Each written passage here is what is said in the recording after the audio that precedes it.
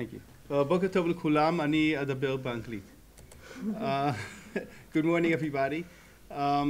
So what I'm going to do is I'm basically going to try to set the table a little bit. I'm not going to be giving you a lot of content because that's going to be done by our speakers later on. But I do want to at least kick us off in framing what it is that what the questions are. And what I'm going to do is I'm going to do this start way back. I'm going to start with what's known as the Kuznets curve. And just this is very, very, very famous in economics. It was back in 1955. Kuznets was looking at a completely different world than we were looking at. He was looking at a world in which we were moving from agriculture into cities. We were going from rural areas to urban areas.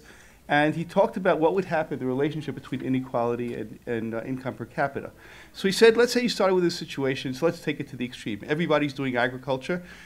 Incomes are fairly similar across the economy because everybody's basically doing the same type of work.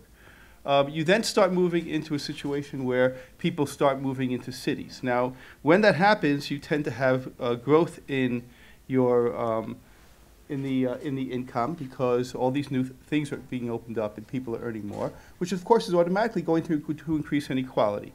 But as more and more people start moving from agriculture to the cities, you get to a point where most people are in the cities. And when that happens, this is very simplistic, of course. When that happens, then you'll have a situation where inequality can actually start going down. Should this be working? It should be. It's not. Hasn't been plugged in. That'll work. So when it does happen, then more people will move into the cities, and you're going to get a situation where your growth will continue, inequality is going to start going down. Now, it's very questionable how relevant that is for today. His model is actually used today a lot for environmental economics, a lot more than for development. But if you would take that story into today, then this is what a lot of what David's going to do later on is he's going to talk about technology in the same type of idea, where people who are using advanced technologies, at the beginning there are very few doing it, but once they start doing it, that's going to increase their incomes a lot. It's going to lead to increases in inequality at the top end. It's going to increase growth. But at some point, as more and more people get into this type of world, they'll be able to get to a point where that changes. Okay, so that's a very, very simplistic type of story. Let's take the story in a different direction. And I'll give the same basic story, but slightly differently. Let's say we start with a kibbutz. We start with a socialist country. Let's say everybody has the same income. Everybody divides all assets equally so that you have no inequality at all. You have a certain level of growth because they are producing and there is growth within the system, and that's fine. But now you open it up and you change the system and you include some free market type of enterprises inside of those places. Well, those people, there are going to be people who are going to use that. You've changed incentives. Incentives now exist to look for those cherries, to look for those things that are going to be able to advance themselves, to advance the economy. And when you do that, of course, what's going to happen is you're going to have increased growth. But that increased growth is obviously going to come together with increased inequality. The same story as we had before, but we started from an equal base for a different reason, okay, because of the economic system that was there. So that is the first part, let's say, the Kuznets curve, where you're going to have that growth and inequality going together. Now, the problem is that, and this is taking you to a different direction, and I think this is a lot more of what Janet's going to talk about also. That when you have this situation of people moving from people changing their income, people having more, people having less, some being more successful, some being less successful, then what you're going to end up with, a situation where there are going to be people who are going to be near the bottom of that rung. They're going to be the ones who are earning a lot less than the others, who are not doing nearly as well as the others. And that can have implications. So it can have all kinds of implications, for instance, in particular, inequality and opportunities. And that's something I'm going to talk about for a few seconds. Of course, it doesn't matter how you measure inequality, income or wealth. We're going to hear about that also, I think. But incentives get changed. So they may have poor access to credit markets. Credit markets are not perfect, and we know that if they don't have good access to credit markets, their incentives to invest in higher education is not going to be the same as people who have better access to those markets, and invest in other things also. They'll have poor access to quality education. By the way, there are plenty of seats open in the middle for the people sitting on the stairs. It would be better if you moved into the middle. I think you're really not allowed to sit on the stairs there. There's lots of room on this end also. You'll have poor access to quality education. Stress can result. Stress can have a large effect on children. We'll talk about that in a short while. Welfare benefits that you give out can distort labor market decisions. It can make people decide not to work. It can make people decide to stay home, even though if you weren't to give them that, then they would go into the workforce. Lower income individuals have a greater incentive to engage in crime. So it has a lot of different types of effects that you can have from the people who find themselves in poverty, whether it's absolute poverty or relative poverty. They can have this type of effect. And just to give an idea about what this looks like, okay, so that's obviously, well, last sentence. As that inequality grows, as those problems grow, then that can harm growth, because of course you won't be maximizing your potential. You won't be able to be doing what you can with the population and with the resources that you have. So that can work in the opposite direction. So inequality can affect the level of growth negatively. It can affect it positively as people reach for those cherries. They go for that gold at the end of the rainbow. But it can also have an effect that's negative. And just to give you an idea of this, I'm going to show here really, really briefly a recent study that was done at the center by Dana Vaknin and Yossi Shavit. Okay, well, here are the last two lines of that. I just have to put it up. And what they did was that they took a look at the effect. I don't know if the effect is the right word, but that the correspondence between those who live in poverty, those who are poor, and what happens to their success later on in life. And it's a very, very interesting study. The basic idea is as follows, and they're looking at early childhood.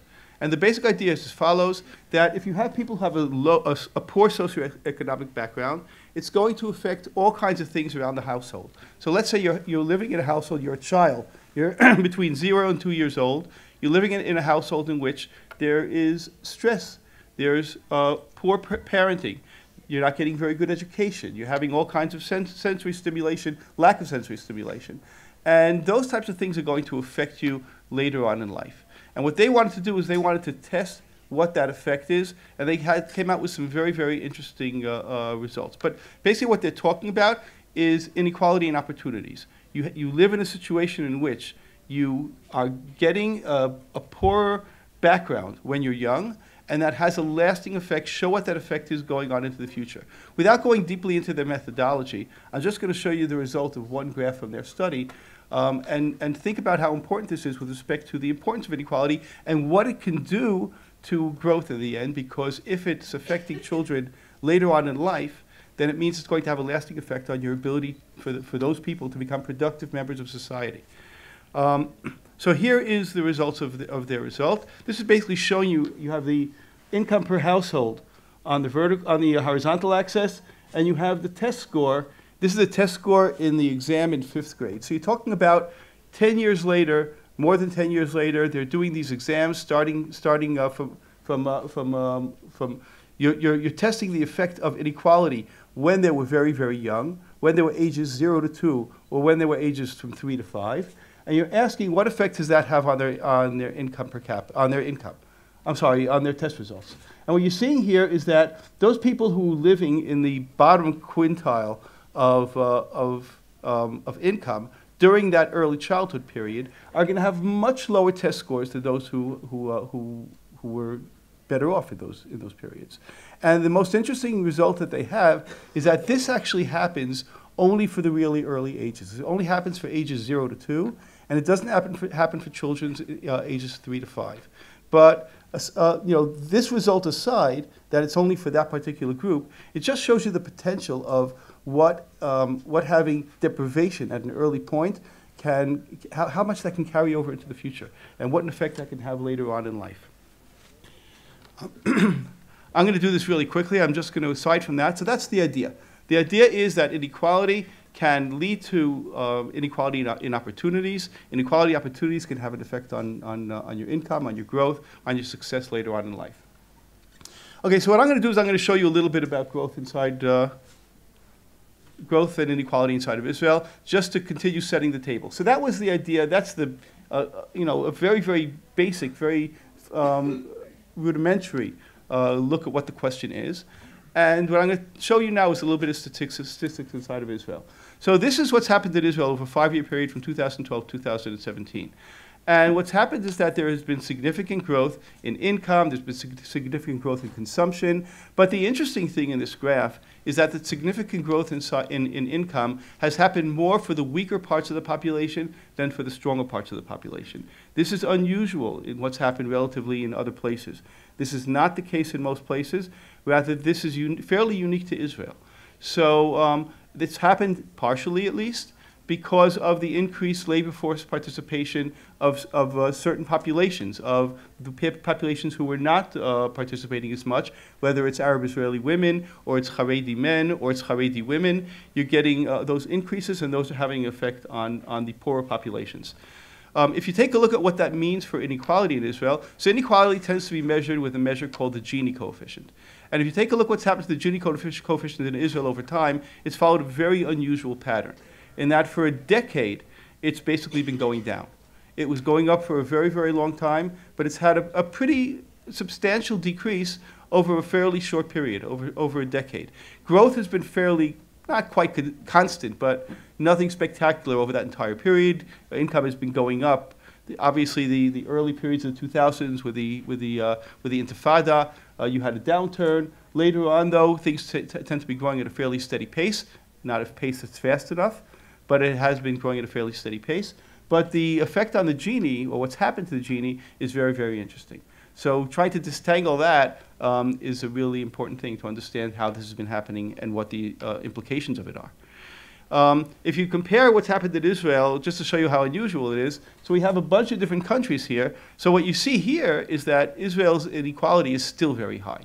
It's been going down, but it's still very high compared to most other countries. It's below the US now, but it is still above all those other countries that you see there. And of course, if you put up most other OECD countries, you would see the same type of situation.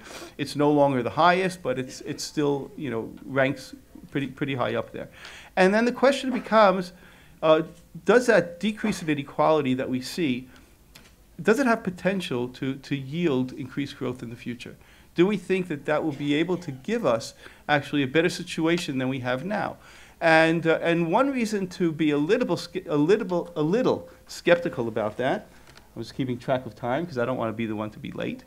The reason there's reason to be a little skeptical appears in this graph over here, which is basically taking the scores in the PF exams, OECD exams, and dividing the population into the upper half and into the bottom half of the skill distribution, and take a look at then what the return to schooling is, the return to university studies in the upper half and the bottom half. And you see very, very different situation.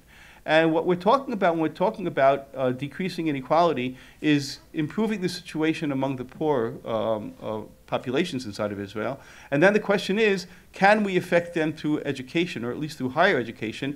The message you're getting in this graph is that might be difficult because the return they get from academic studies tends not to be high. So maybe there's limitation to how much you can gain from closing that gap. We don't know the answer, but we're looking forward to hearing it more in the future. So with that, I'm going to introduce our first keynote speaker, who I had the pleasure to have dinner with last night. David Weil is the James and Merrill Tisch Professor of Economics at Brown University. I'm just reading this straight off, David. I didn't memorize it. He's the director of the James M. Kathleen D. Stone Wealth and Income Inequality Project at Brown University, and a research associate of the National Bureau of Economic Research. He's written widely on various aspects of economic growth, including the empirical determinants of income variation among countries, the contribution of health improvements to growth, the geographic determinants of development, the measurement of income inequality, the accumulation of physical capital, international technology transfer, population growth, and the use of satellite observation as a measurement tool. His textbook on growth has been translated into 6 languages. He has also written on assorted topics in demographic and health economics. He received his PhD from Harvard University in 1990. David, it's a pleasure.